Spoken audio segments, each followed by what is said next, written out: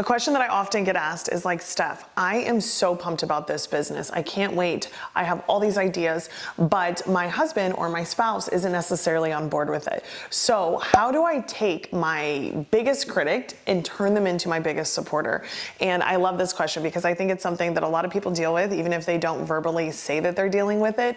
And it's normal, right? The people around us in our lives that are meant to protect us and help us and support us sometimes think that they're doing what's best for us, even if that feels like they're dampening our dreams or they are being the devil's advocate and saying every possible worst case scenario. That's not super encouraging when you're really wanting to execute on a new idea or a new business. And so what I find is best practice is to enroll them in your vision. So if you guys don't know anything about me, I'm Dr. Stephanie Wigner. I'm a chiropractor, a business coach, a visionary, a podcaster, all of the fun things. And I get the joy of helping so many different clients in different industries build their businesses to cash flowing, well operating machines that allow them to remove themselves from the day-to-day so that they can have time in their life to enjoy the other things they love. For me, that's traveling, spending time with my son, my husband, reading, creating a new business idea, creating a new offer. And so the businesses that I have that are operating are able to do so with the team that I have in place so that I can have free time to really be that visionary that I love to be. And so when I'm speaking to people about starting new businesses or creating new offers or new ideas, it's like, have you actually enrolled your spouse in the vision? Have you painted the picture for them? There is a difference between approaching your spouse and being like, oh, I'm so nervous. I don't know if I should do this. This doesn't feel right.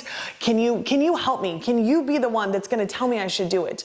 And our spouse hears that and are like, oh no, she's in danger. I should protect her. I should be the protector and provider. Let me tell her not to do it. I don't want her stressed. I don't want her anxious. When in reality, it's very different if you approach your spouse and you're like, hey, I have this idea and this business, and honestly, it's making me so excited I can't even sleep. Here's how I'm going to impact the world. Here's how I'm going to impact my community and my audience. Here's also, if I can execute on this at the level that I know that I can, here's what it's going to be able to do for us as a couple and for our family. And I just want you to know I've never been more excited or more clear about what's next for me. And I'm just looking for you to say you got my back. That is a completely different conversation than the first one that I mentioned. The other thing is also letting them know what your plan is. So often I work with women and they maybe don't trust themselves, or maybe they lack the confidence to really go after everything they want. And in reality, it's like you just have to get started. And sharing some of that with your spouse is like, hey, here's what I'm going to do next to execute on this. Here's what you can expect from me for the next 30, 45 days. And sometimes we don't know the how, and that's completely okay. I'm not saying that you have to have it all figured out before you get started, but having a plan and letting them know and letting them be able to see how serious you are is really helpful. And then lastly, I love to address their concerns too. So if they're like, oh, babe, that sounds great, but it's like, let's have a conversation about it. Let's not get triggered. Let's not be reactive. Let's head into it and be like, yes, I want to hear your concerns, because maybe they're concerns I haven't thought about. I know that's a unique dynamic between my husband and I, is like, I take him all of my best ideas because he looks at things through a completely different lens than I do. We are both projectors. And so that also means we both think we're right a lot of the time, because we both have unique visions and unique abilities to see things that the other person can't.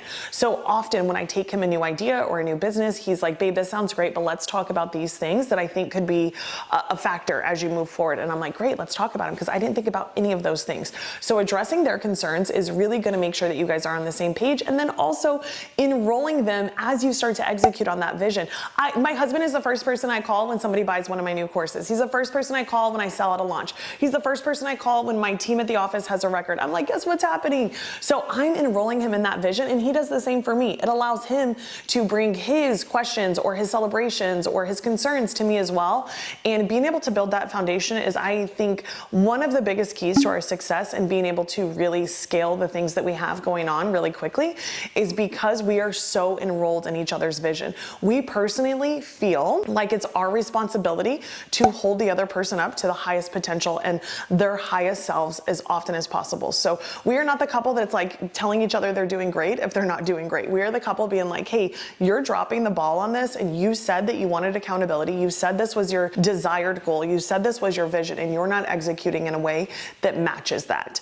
this is usually me. I will second guess myself or doubt myself. And I'll be like, oh, I just don't think I'm as good as I said I was, or I'm not as cool. And he's like, are you kidding me? Do you know everything you've accomplished in your life? Do you remember when your client said this after Scale Up in Nashville and you sold out your first ever event? Do you remember when you sold out that launch? Do you remember when you grew from 1 to 2 offices inside of 18 months? Like, do you truly know how powerful you are? He wouldn't be able to be that support or that reason for me if I haven't enrolled him up until this point. But he's been with me every step of the way. And it's his responsibility as my spouse to hold me to my highest self, to hold the vision for me when I can't see it myself or when I get bogged down in the details. And honestly, that has been something that we are able to do for each other that I think has not only built our foundation in our marriage, but it's also allowed us to achieve everything that we said we would. And so if you're somebody that feels like you are struggling with getting your spouse or your family on board, you just have to sit with yourself and ask yourself, have I really enrolled them in the vision? Have I went to them excited or anxious? And have I addressed their concerns? If you've done all of that, I think you're going to be having a much different conversation.